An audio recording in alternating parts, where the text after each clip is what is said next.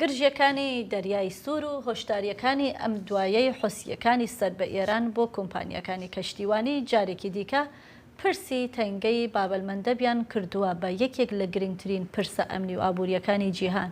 ئەم ڕێڕەوە ئاوی استراتیژیە کە ڕێگایەکی سەرەکیە بۆ بازرگانی نێودەوڵەتی و گواستنەوەی نەوت و کاڵا لە نێوان ئاسیا و ئەوروپا و ئەفریقا، هەر پەکەوتنێک تێیدا دەتوانێت لێکەوتەی زۆری بۆ ئابووری جیهانی هەبێ بۆ زانیاری زیاتر دەربارەی گرنگی ئەم تەنگەیە و کاریگەری پێشاتەکانی ئەم دوایە لەسەر ئاسایشی کەشتیوانی دەچینە لای هاوکارە مارەش ساڵح کە لەم بارەیەوە بابەتێکی بۆ ئامادەکردوون.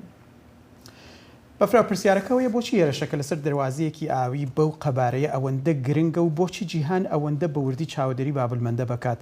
وەڵامەکەنە لە سیاست بەڵکو لە ژوگرافیادایە بابلمەندەب کە دەکەوێتە نێوان یەمەن لە ڕۆژهەڵاتی و تەنگەیە و جیبۆتی وەریترە لە ڕۆژاوای دەریای سوور و باکەنداوی عەدەن دەبەستێتەوە لەگەڵ کاناڵی سوێز کە لە ڕاستیدا یەکێک لە کۆنترین ڕێگا دەریایەکانی نێوان ئاسیا و ئەوروپا پێک دەهێنن پێکەوە ئەو دوو ڕێڕەوە ئاویە یەکێک بابلمەندە بۆ ئەوی تریشیان کاناڵی سوێز پێکەوە. بەڵام ئەم دەواازە ئاویە لە مانگەکان دوایدا گرنگتر بۆتەوە نەتەنیا بەهۆی یەمەنەوە بەڵکو بەهۆی دەواازە ئاویەکانی ترەوە. لەگەڵ سوێز لێرە ئەبینین کە ڕێڕەوی ئاویەک پێک دێنێ کە دنیای ڕۆژهەڵات و ڕۆژاوا پێکەوە گرێ دەداتەوە، واتە ئاسیا و چین لەگەڵ ئەوروپا ئەوە تەنیا ڕێگەیانە و لەگەڵ تەنگەی هۆرموزدا کە ئێستا کێشەکان لەوێ بەرزبوونەتەوە گرنگی ئەویش لە ڕاستیدا زیاتر بووە. لەو ڕێڕەوە ئاویە کەشتی زۆر هەزاران کەشتی هەڵگری کانتینێر ئۆتۆمۆبیل ئامێری پێشەسازی جلوبەرگ خۆراک و هەزاران کاڵای دیکە کە هەموو ساڵێک لە ڕێگایەدا هاتوچۆ دەکەن بەوێدا تێدەپەڕن. هەروەها بابلمەندەب یەکێکە لە گرنگترین دەواازەکانی نەوت و بەرهەمەنەوتیەکان لە جیهاندا. ئەگەر کۆمپانیا کەشتیوانیەکان بگەنەوە بڕوایی کە ئەم ڕێگای مەترسیدار بووە تەنیا یەک هەڵبژاردیان هەیە و ئەویژەوەیەکە بە دەوری کشوەری ئافریقایا بسوڕێنەوە کە ئەو گۆڕانکاریە نزیکەی 30,000 تا 3500 میلی دەریایی زیاتر دەکات بۆ زۆرێک لە کەشتیوە کانتینریەکان. ئەوە 10 تا 15 ڕۆژ ئاخایەنێت کە ئەمە بەواتای تێچوو و مەترسی زیاترە بۆ ئەو کەشتیانە. لاندێک بارودۆختا کاریگەریەکە زۆر گەورەترە. ڕۆیترز دەڵێت بۆ هەندێک هەناردەکردنی نەوتی سعودی ئەو گەشتە پێشتر نزیکەی 19 ڕۆژی خایان دووەواتە گەشتێکە لەوێدا تێدەپەڕێت. بەڵام ئەگەر کەشتیەکان ناچار بن دەوری بدەنەوە لە ڕاستیدا 48 ڕۆژ واتە نزیکەی مانگێکی تەواو زیادە بێت ئەو گەشتیانەی کە ئەو گەشتانی کە کەشتیەکانی سعودیە تێپەڕێن لە ناویدا. کاتێک کێشەکان لە هۆرموز دەستیان پێکرد عەرەبستانی سعودی بە شێوەیەکی زیاتر بەجێ ئەو تەنگەی دەستی کرد بە ناردنی نەوتەکەی بۆ بەندەری یەنبوع لەسەر دەریای سوور بۆ ئەوەی ناردەکردنی نەوت لە کەنداوی فارس دوور بخاتەوە. بەڵام ئەو نەوتە هەر بۆ گەیشتن بە بازاڕە جیهانیەکان دەبێت لە بابلمەندەب تێبەڕێت.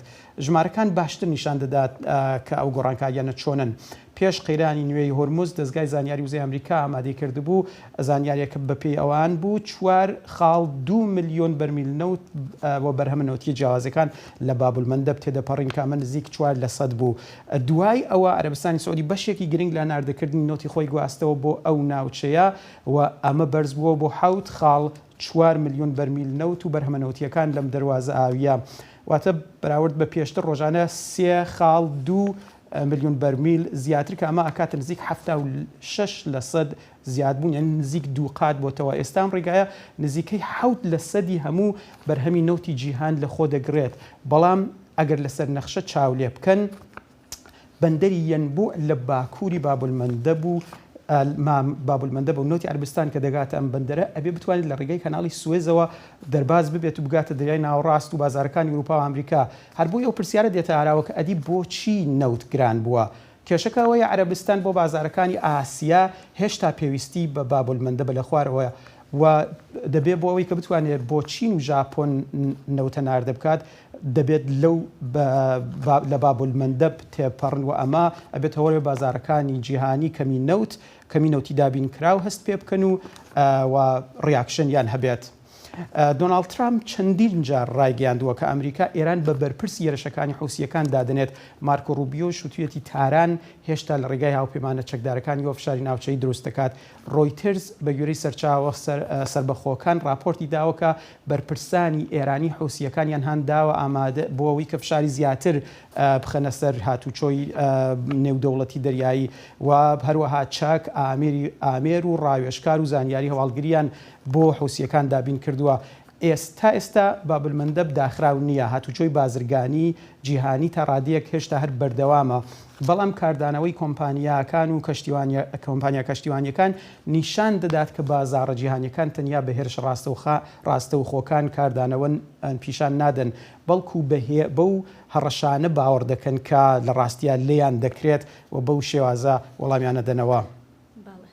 بەڵێ ئارەژار ئەمڕۆ من بابەتێکم لەسەر ئەم با بڵێن تەنگەی بابلمەندە بخوێندە بووە کە دەڵێت ڕەنگە تێچووی بیمەی ئەو کەشتیە گەورانە هەتا 20 ملیۆن دۆلاریش هەڵکشێت لەبەر ئەوەی ناچارن 1 بۆ 3% بارەکانیان بدەن بە ئەو با بڵێن کۆمپانیانەی کە بیمە دەستەبەرەکەن بۆیان.